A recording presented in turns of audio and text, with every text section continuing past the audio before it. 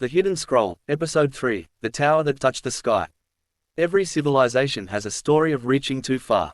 But few remember the one that came before the more famous legends, the one the Hidden Scroll calls simply, the Tower. According to the scroll, long before the great cities of the ancient world rose along their rivers, a smaller kingdom stood at the edge of a vast plain. Its people were builders. Not warriors, not traders, builders. They believed that if a structure could rise high enough, it could touch the realm of the gods themselves, and in doing so, secure their kingdom's place in history forever. For decades, the builders worked without rest. Stone was carried from quarries hundreds of miles away.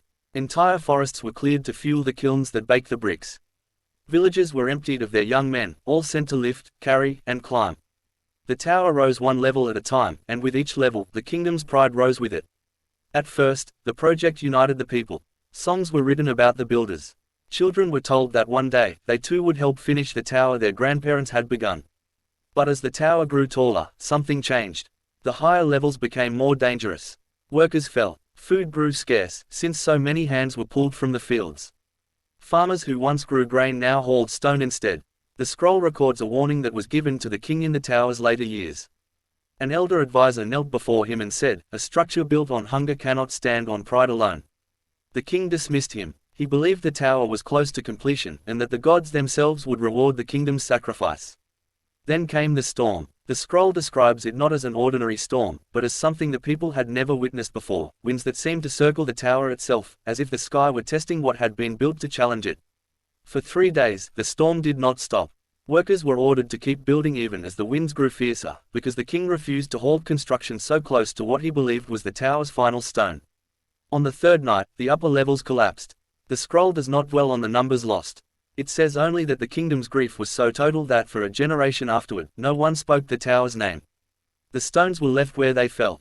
The quarries were abandoned. The kilns went cold. Decades later, when new rulers rose from the same land, they found the fallen stones still scattered across the plain, and they made a decision that shaped everything that followed. Rather than rebuild the tower, they used its stones to build something else entirely: wells, granaries, roads, and modest homes for families who had lost everything in the collapse. The scroll notes this as the moment the kingdom's philosophy changed.